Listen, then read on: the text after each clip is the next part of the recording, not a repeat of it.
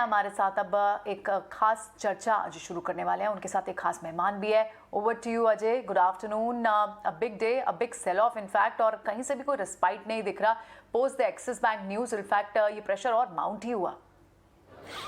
देखिए Priyanka, good afternoon. Mansi, good afternoon. बाजार ये कहना शायद उचित ना हो कि बिल्कुल रिस्पाइट नहीं है, क्योंकि बहुत सारे ऐसे स्टॉक्स हैं जो आपको डेज लो पे मिल रहे हैं। जहां भी इन्वेस्टर्स को ये लग रहा है कि वैल्यूएशन का रिस्क रिवॉर्ड अच्छा है, अर्निंग्स की कुशन है, वहां पे आपको अच्छा खासा इंटरडे रिबाउंड नज़र आ रहा है। लेकिन ये बात भी उतनी ही सच है कि बाजार का इस समय सेंटिमेंट बहुत फ्रेजाइल है।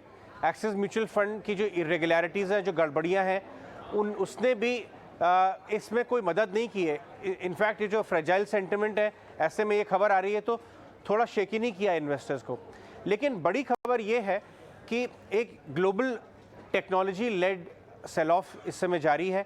यूएस में high growth, high valuation technology companies melt हो रही हैं, और वो साथ में सारे ग्लोबल एसेट्स को नीचे लेके आ रही हैं, इक्विटी एसेट्स को।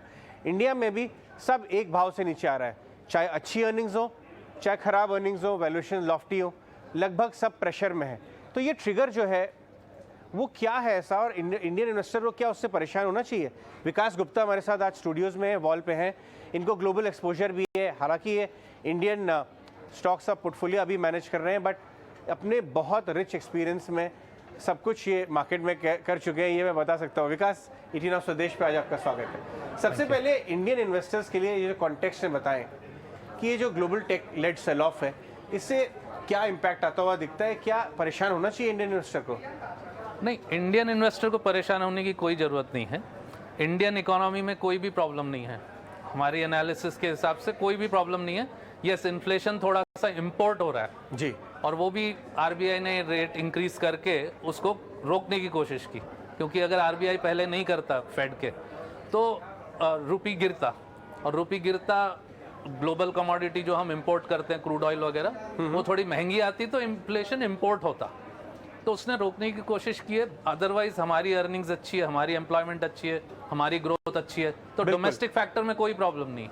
इनफैक्ट मैं वो ग्राफिक्स एक बार डायरेक्टर साहब से कहूँगा कि वो चलाएं, फैक्टर्स कि global tech led sell off जो हो रहा है उसके ट्रिगर्स क्या हैं। और आपसे मैं एक फॉलोअप क्वेश्चन पूछूंगा कि जिस हिसाब से इंटरेस्ट रेट के बढ़ने से equity as an asset class की डिस्काउंटिंग पे इम्पैक्ट पड़ता है, और स्पेशली जहाँ अर्निंग्स बहुत ज़्यादा नहीं है, या कुछ स्टार्टअप्स हैं जिनकी अर्निंग्स 8-10 साल आगे थी, तो वो जो absence of earnings, high valuations और बढ़ते हुए ब्याज दरें, ये कैसे एक लीथल कॉम्बिनेशन की तरह प्ले आउट होता है?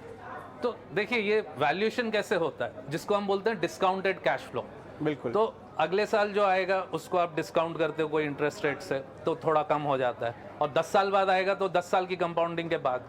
तो जितने ज़्यादा दूर आपकी अर्निंग्स है, यानी अभी आप लॉस मेकिंग हो, लेकिन आप 15 साल बाद बहुत बड़ी कंपनी जब हो जाएगी तब प्रॉफिट बनाओगे, राइट? ये टिपिकल स्टार्टअप जो हाई ग्रोथ वाली होती है, तो उसमें 50 बेसिस पॉइंट का भी, आधा % भी इंटरेस्ट रेट बढ़ जाए तो एक वेरी डिफरेंट सीवियर इम्पैक्ट पड़ता है। मैं अपने डायरेक्टर साहब से कहूँगा कि एक्सेल म्यूचुअल फंड के ग्राफिक्स हटाएं और नैस्डैक क्यों गिर रहा है उसके ग्राफिक लेके आए, क्योंकि हम उसकी बात कर रहे हैं अभी। ये एक्सिस म्यूचुअल फंड का भी जो मामला निकल के आया, इसने भी फ्रेजाइल सेंटिमेंट को थोड़ा सा इम्पैक्ट कर दिया और आ गया है। लेकिन मेन प्रॉब्लम कल से ही है। कल नैस्डैक 5% गिरा है, S&P 3-4% गिरा है, तो मेन सेंटिमेंट वहाँ से आ रहा है। ये एडिशनल एक थोड़ा टेम्पररी फैक्टर आ गया है, पर ये नैस्डैक वाला जो ग्लोबल फैक्टर है, because of Fed and because of कि आपने बहुत ओवर वैल्यूएशन करके रखा है लॉस मेकिंग कंपनीज का, बिल्कुल, जो इवेंचुअली आ सकती हैं, तो वो कंपनी तो गिरेगी। लेकिन बहुत सारी प्रॉफिट मेकिंग कंपनीज है जो आज बिलियंस, हंड्रेड्स ऑफ बिलियंस में प्रॉफिट बना रही है, वो अभी भी अवेलेबल हैं, वो भी गिर रही हैं साथ में। Exactly. चलिए, अब आप ये बताइए कि आपका पोर्टफोलियो कंस्ट्रक्ट इस समय कैसा है, और आपको कहाँ रिस्क रिवॉर्ड अच्छा लगता है इंडियन मार्केट के हिसाब से, कहाँ पे वैल्यूएशन कंफर्ट है और अर्निंग विजिबिलिटी अच्छी है? तो जैसे आप देखिए, एक हमने पोर्टफोलियो कैसे बनाया, हमारा जो मल्टी सेक्टर पोर्टफोलियो है, उसमें हम ग्रोथ वेक्टर्स लेते हैं। तो एक डिफेंस है ग्रोथ वेक्टर, और इसका बाकी सबसे कोई लेना देना नहीं है, कंप्लीटली अनकोरिलेटेड, क्योंकि defence sector is finally funded by the government purchase, है ना। तो इसमें कंपनीज के पास ऑर्डर बुक 2 साल से लेके 10 साल तक की है। बिल्कुल। तो एब्सोल्यूट विजिबिलिटी है अर्निंग्स की। वैल्यूएशन कंफर्ट तो बहुत ज़्यादा है, मतलब 10, 12, 15 पी के अंदर हैं सब कंपनीज। और ये कोई छोटी मोटी कंपनीज नहीं है, इन द सेंस कि वीक कंपनीज नहीं है। मतलब एयरक्राफ्ट कैरियर बनाने वाली कंपनी, वर्ल्ड में कितनी कंपनी आप बताइए। बिल्कुल। आपको इंडिया में मिल रही है, सस्ते में मिल रही है, अभी आपको पता नहीं है। सबमरीन्स, न्यूक्लियर सबमरीन, सबमरीन की टेक्नोलॉजी आई मीन कितनी डिफिकल्ट है, पर आपको मिल रही है। फाइटर जेट एयरक्राफ्ट बनाने वाली कंपनी, मिसाइल्स बनाने वाली कंपनी, राइट। आई मीन तो ये सब कंपनीज आपको मिल रही है आज, और ऑब्वियसली वो इम्यून है, उसका मार्केट से कोई लेना देना नहीं है, rest of the market sentiment से। बट ये स्टॉक प्राइस तो कभी भी गिर सकता है, पर ये एक ग्रोथ फैक्टर हमने डाला है। एक दूसरा है जो लॉन्ग टर्म, जैसे जीडीपी हमारा ग्रोथ है, तो उसके साथ में पावर सेक्टर, तो ये एक सेकंड है। थर्ड है हमारा कैपिटल एनेबलर्स, जिसमें हम digital banking, payments, but from banks. जो प्राइवेट फिनटेक और ये सब स्टोरी बहुत अच्छी थी, अच्छा हुआ, लेकिन बैंक्स अब फाइट बैक कर रहे हैं। बिल्कुल। और बैंक्स की जो स्ट्रेंथ की वजह से वो एक्चुअली डोमिनेट कर रहे हैं, और शायद इवेंचुअली वही विन करने वाले हैं।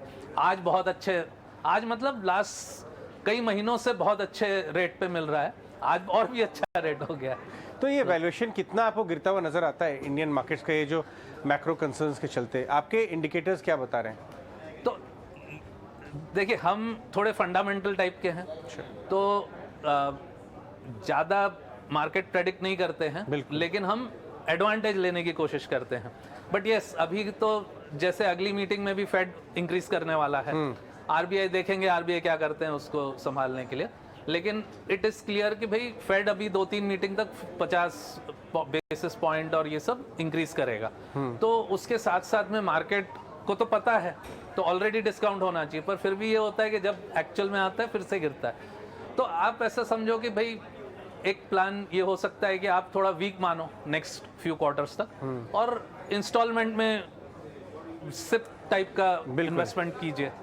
But valuations are already good, बहुत अच्छा है, और आपको और अच्छा मिलता है, तो आप थोड़ा संभाल के 2-3 महीने में डिप्लॉय कीजिए। ये एक बहुत अच्छी राय आ रही है प्रियंका और मानसी। इसके साथ मैं आपको हैंडओवर करूंगा कि डिफेंस, रेलवेज, कैपिटल गुड जैसे एरियाज में विकास की रुचि है, और इमीडिएट एक भाव से सब आप जंप मत कर जाइए, लेकिन धीरे धीरे स्टैगर्ड वे में बाइंग शुरू कर दें, क्योंकि वैल्यूएशंस अट्रैक्टिव जोन में आ गए। Thank you so much Ajay और विकास, बहुत ज़्यादा इंसाइटफुल कॉन्वर्जेशन था। और बाजार में इस समय जहां हर तरफ से हम कमजोरी हावी होती हुई देख रहे हैं और कई सारे कंसर्न्स हैं, ऐसे में इस तरह का नजरिया जानना काफ़ी ज़्यादा इंपॉर्टेंट है। लेकिन इस कमजोरी के बीच अच्छी बात यह भी है कि बाजार में निचले स्तरों से रिकवरी भी आती हुई दिख रही है। इसी वक्त अगर आप देखेंगे नैस्डैक फ्यूचर्स और डाउ फ्यूचर्स में भी रिकवरी के मोड्स देखने को मिले हैं। निफ्टी जो है निचले स्तरों से 115 अंक रिकवर करता हुआ दिख चुका है।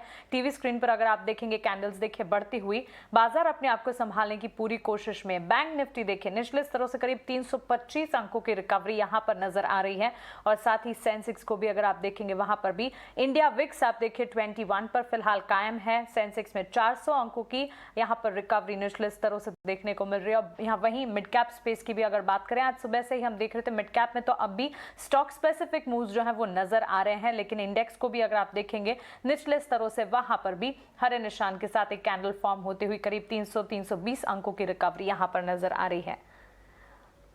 चलिए आगे बढ़ते हैं और हमारे साथ